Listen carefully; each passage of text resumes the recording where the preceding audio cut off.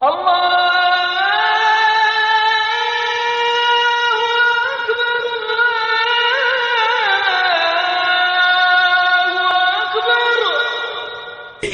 نَحْنُ نَزَّلْنَا الذِّكْرَ وَإِنَّا لَهُ لَحَافِظُونَ کہ ہم نے اس قرآن کو اتارا ہے اور اس کی حفاظت کرنا ہماری ذمہ داری ہے۔ ونعوذ باللہ من شرور انفسنا ومن سیئات اعمالنا من يهده الله فلا مضل له ومن يضلل فلا هادي له واشهد ان لا اله الا الله وحده لا شريك له واشهد ان محمدا عبده ورسوله اما بعد فان خير الحديث كتاب الله وخير الهدي هدي محمد صلى الله عليه وسلم وشر الامور محدثاتها وكل محدثة بدعة وكل بدعة ضلالة وكل ضلالة في النار قال الله سبحانه وتعالى في القرآن المجيد والفرقان الحميد أعوذ بالله السميع العليم من الشيطان الرجيم بسم الله الرحمن الرحيم يا أيها الذين آمنوا اتقوا الله حق تقاته ولا تموتن إلا وأنتم مسلمون واعتصموا بحبل الله جميعا ولا تفرقوا وقال الله سبحانه وتعالى في مقام آخر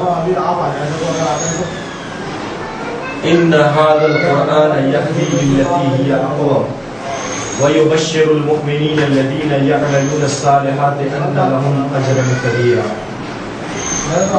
وقال الله سبحانه وتعالى في القرآن المجيد والفرقان الحميد في مقام آخر هذا بلاغ للناس ولينذروا به وليعلموا أنما هو إله واحد وليذكر أولو الألباب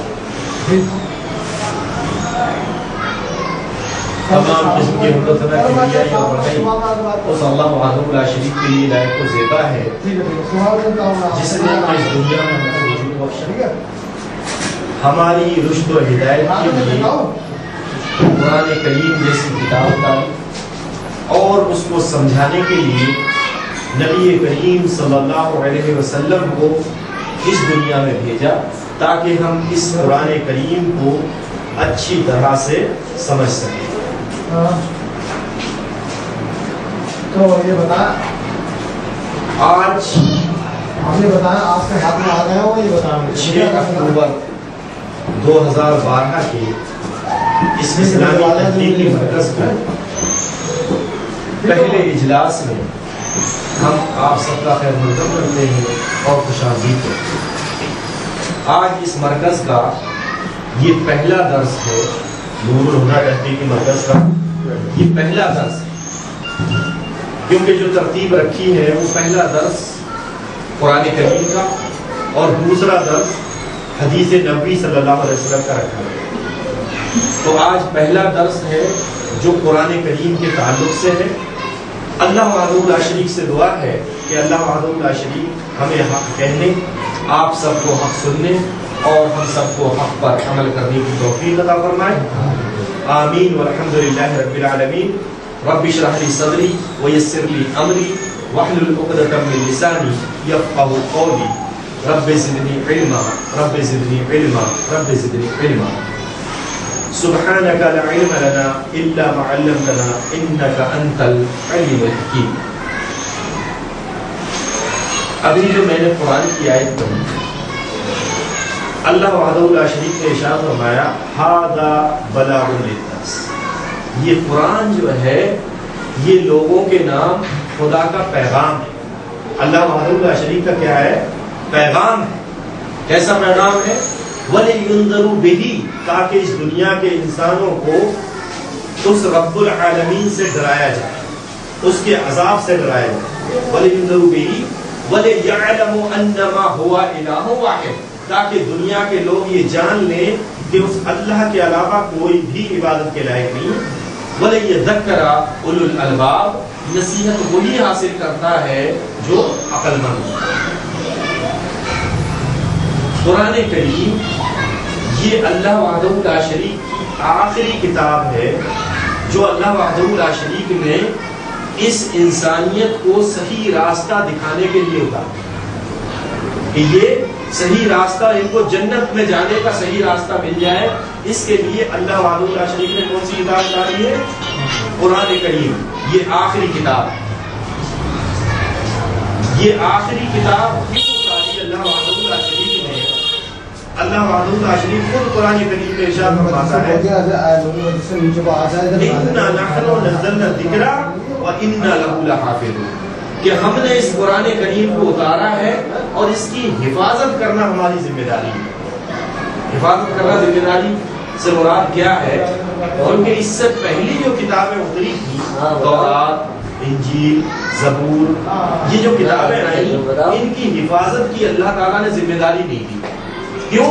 کیونکہ ان کے بعد میں بھی یہ کتاب آنا تھی، آخری کتاب قرآن کریم. اللہ تعالیٰ نے ذمہ داری نہیں دی تو لوگوں نے کیا کیا؟ اس قرآن کریم سے پہلے جو کتاب آئی تھی ان کتابوں کو چینج کر دیا. تو اللہ وحدہ لا شریک نے آخری کتاب اتاری قرآن کریم اور کہا کہ اِنَّا نَحْنُ نَزَّلْنَا الذِّكْرَ، ہم نے اس قرآن کو اتارا ہے اور اس کی حفاظت کرنا ہماری ذمہ داری. دنیا، ساری دنیا مل جائے، اس قرآن کریم کا ایک حرف چینج نہیں کر سکتی، چینج نہیں کر سکتی پوری دنیا مل گئی. اگر ساری دنیا کی ساری کتابوں کو آپ سمندر میں ڈال دیں،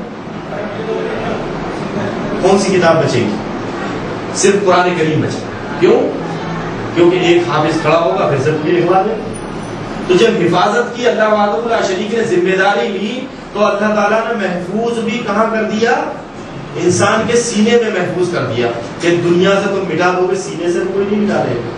ایک حافظ کوئی بھی کھڑا ہو جائے گا پھر سے لکھوا دے گا. دنیا میں قرآن کریم سے اعلیٰ و افضل کتاب کوئی نہیں. ایسی کتاب ہے اس سے افضل دنیا میں کوئی کتاب نہیں. جو فرشتہ اس قرآن کریم کو لے کر آیا اس فرشتے سے افضل کوئی فرشتہ نہیں. جبریل علیہ السلام سے بہترین کوئی فرشتہ نہیں. جس نبی پر اس قرآن کریم کو اتارا اس نبی سے افضل کوئی نبی نہیں. جس مہینے میں اس قرآن کریم کو اتارا اس مہینے سے افضل کوئی مہینہ نہیں. کس مہینے میں اترا تھا؟ رمضان کے مہینے میں. تو یہ کتاب ایسی کتاب ہے، اس سے اعلیٰ و افضل کتاب نہ دنیا میں آئی اور نہ ہی قیامت تک کوئی کتاب آئی. تو اللہ وحدہ لا شریک نے اس قرآن کریم کو لوگوں کی ہدایت کے لیے اتارا. مثال کے طور پر آپ کو اگر دنیا آپ سے کہے کہ بھائی آپ کی زندگی کا مقصد کیا ہے، آپ کو کیوں اللہ وحدہ لا شریک نے پیدا کیا؟ اگر کسی چیز کو، کسی انسان کو دنیا کی کوئی بھی چیز بنا مقصد کے پیدا نہیں. یہ گھڑی لے لیں، یہ رومال لے لیں، یہ بٹن لگا لیں، قلم لگا لیں، چشمہ لگا لیں، کوئی بھی چیز دنیا میں جب چیز بنائی جاتی ہے تو اس چیز کو بنانے کا کوئی نہ کوئی مقصد ہوتا ہے. ٹھیک ہے نا؟ کسی خاص مقصد کے لیے وہ چیز بنائی جاتی ہے. اب اس مقصد کے لیے وہ چیز بنائی جاتی ہے اور وہ مقصد آپ کو تبھی پتا چلے گا کہ یہ کس کام کے لیے یہ چیز بنائی گئی ہے. اس کے ساتھ میں ایک کتاب بھی آتی ہے. جیسے آپ موبائل خریدیں تو موبائل کے ساتھ کتاب ملتی. کون دیتا ہے کتاب؟ کمپنی دیتی ہے، جس کمپنی میں موبائل بنتا ہے.